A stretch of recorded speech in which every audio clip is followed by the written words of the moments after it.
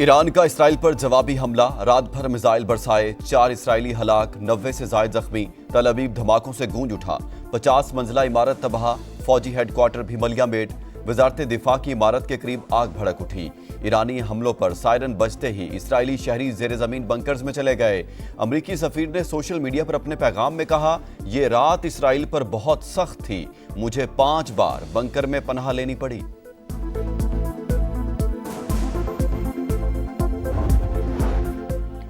ایران نے آپریشن کو وعدہ صادق صوئم کا نام دیا۔ سپریم لیڈر آیت اللہ خامنائی کہتے ہیں، ایران پر حملہ اسرائیل کی سنگین غلطی ہے، صہیونی حکومت سزا سے بچ نہیں سکے گی۔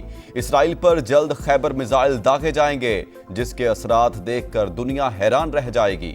پاسداران انقلاب نے خبردار کر دیا، کہا ایران کی سیکیورٹی سرخ لکیر، اس لکیر کو عبور کرنے والوں کو پچھتانا پڑے گا۔ اسرائیلی فوج کے ایران پر مزید حملے، تہران پھر دھماکوں سے گونج اٹھا۔ مہرآباد ایئر بیس پر بمباری، ہمدان اور تبریز سمیت ایرانی فضائیہ کے فوجی اڈوں کو نشانہ بنانے کا دعویٰ۔ اصفہان کے رئیسی پاور پلانٹ میں بھی دھماکوں کی اطلاعات۔ اسرائیلی حملوں کے جواب میں تہران میں فضائی دفاعی نظام فعال۔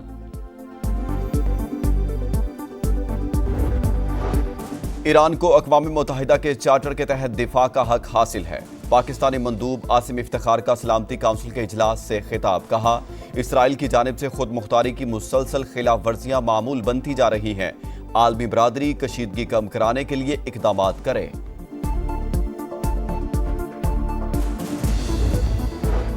اقوام متحدہ کے سیکریٹری جنرل انتونیو گترس کی فریقین سے تحمل کی اپیل، کہا ایران اسرائیل کشیدگی بہت بڑھ چکی، وقت آ گیا ہے کہ اسے روکا جائے، دونوں طرف سے امن اور سفارتکاری کو فروغ دیا جائے۔ نائب وزیر اعظم اسحاق ڈار کی زیر صدارت اجلاس، فلسطینی عوام کے لیے بھیجی گئی امداد کا جائزہ۔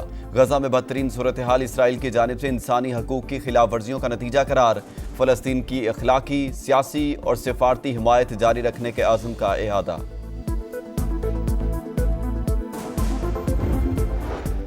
اسرائیل نے مقبوضہ بیت المقدس میں مسجد اقصی کو بند کر دیا۔ حماس کی مذمت، عالمی برادری سے مسجد الاقصی میں داخلے پر پابندی ختم کرانے کا مطالبہ۔ اور فلسطین کے 2 ریاستی حل سے متعلق کانفرنس ملتوی، خطے میں فلائٹ آپریشن معطل ہونے کی وجہ سے فلسطینی صدر کی شرکت سے معذرت۔ فرانسیسی صدر کا بھی کانفرنس کا مقام اور وقت تبدیل کرنے کا مطالبہ۔ کانفرنس 17 سے 20 جون تک نیو یارک میں ہونی تھی۔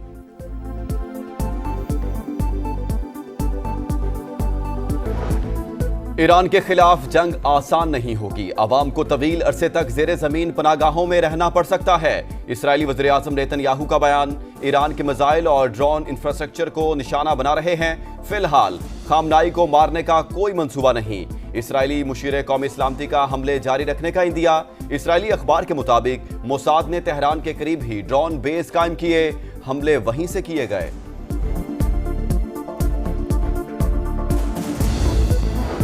امریکی صدر کا سعودی ولی عہد سے ٹیلی فون پر رابطہ۔ محمد بن سلمان اور صدر ٹرمپ نے ایران اسرائیل کشیدگی پر تبادلہ خیال کیا۔ دونوں رہنماؤں کا تنازعات کے حل کے لیے سفارتی ذرائع استعمال کرنے پر زور۔ امریکی صدر کا اسرائیلی وزیر اعظم نیتن یاہو سے بھی رابطہ۔ روسی صدر بھی سرگرم، تنازع میں ثالثی کی پیشکش۔ ولادیمیر پوٹن کا نیتن یاہو اور ایرانی صدر سے ٹیلی فونک رابطہ۔ جارحیت کا منہ توڑ جواب دیں گے، مسعود پزشکیان کا جواب۔ میجر جنرل عبدالرحیم موسوی ایران کے نئے آرمی چیف اور جنرل احمد واحدی پاسداران انقلاب کے سربراہ مقرر۔ قم شہر کی مسجد پر انتقام کی علامت سرخ جھنڈا لہرا دیا گیا۔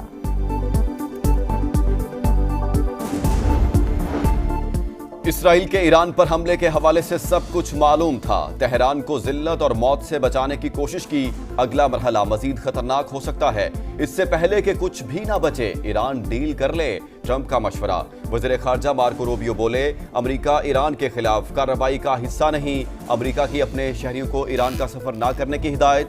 فرانسیسی صدر بھی ٹرمپ کی زبان بولنے لگے، میکرون کا اسرائیلی دفاع کا اعلان۔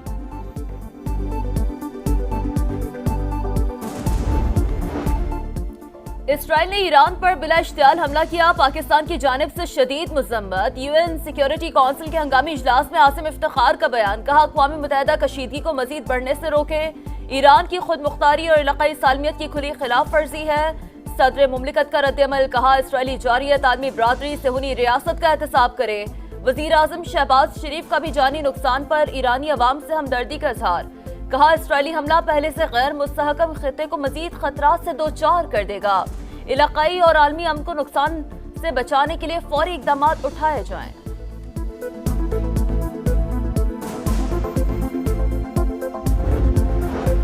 सेनेट और कौमी असेंबली में ईरान पर इसराइली हमले के खिलाफ मुत्तफिका मजम्मती करारदाद मंजूर, नायब वज़ीर आज़म की जानिब से इसराइली कार्रवाई की शदीद मजम्मत।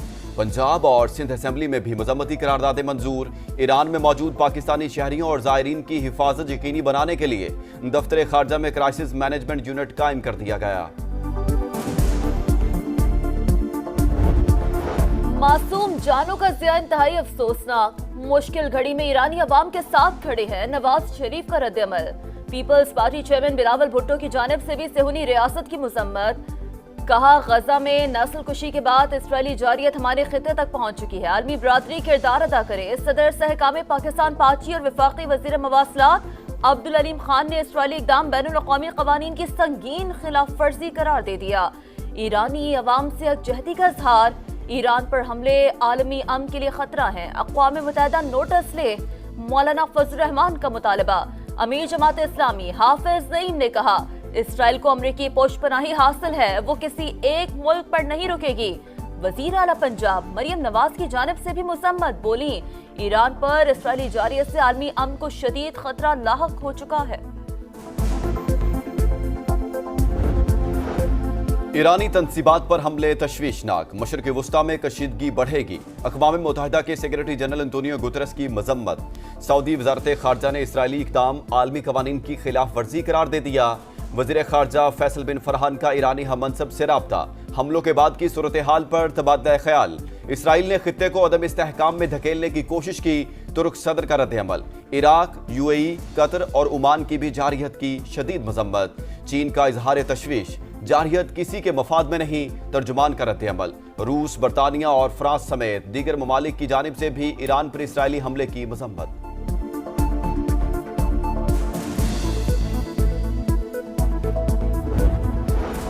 एटमी तनसीबात में रेडिएशन मामूल के मुताबिक ईरान की तशवीशनाक सूरत हाल पर मुकम्मल नजर है। आलमी तवानाई एजेंसी का जौहरी तनसीबात पर हमलों के बाद रद्द-ए-अमल।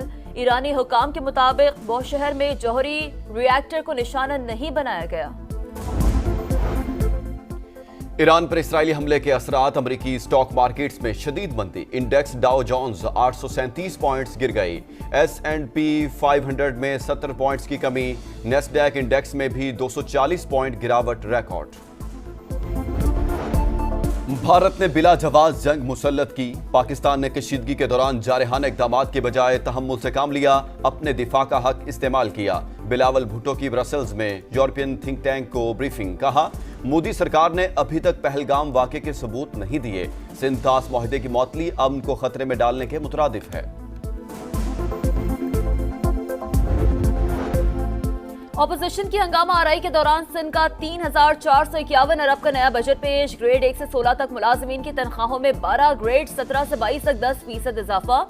पेंशन 8% बढ़ेगी। सालाना तरक्याती प्रोग्राम में 20% कटौती। 520 अरब तक महदूद। जारी मंसूबों पर 400 अरब से ज्यादा खर्च होंगे। तालीम के लिए 102.8 अरब रुपए मुख्तस। वजीर आला मुराद अली शाह का कराची में 50 इलेक्ट्रिक बसें चलाने का ऐलान। सिंध के बजट में अवाम के लिए कुछ भी नहीं, पास नहीं होने देंगे। ऑपोजिशन लीडर अली खुर्शीदी का रद्द-ए-अमल। आज MKM और PTI गठजोड़ सामने आ गया। शर्जील मेमन की हिज़्ब इख्तिलाफ पर तनकीद।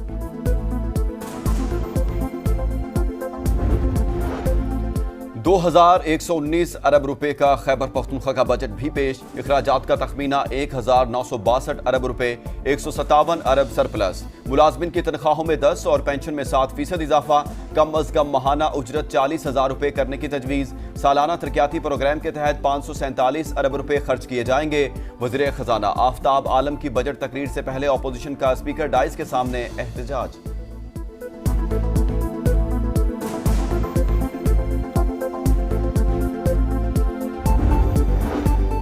और اور پاکستان کے نوح دستگیر بٹ نے پھر تاریخ رقم کر دی. ازبکستان میں جاری ورلڈ اسٹرانگ مین چیمپئن شپ میں 2 گولڈ میڈل جیت لیے. قومی ویٹ لفٹر نے گزشتہ برس بھی ٹائٹل نام کیا تھا.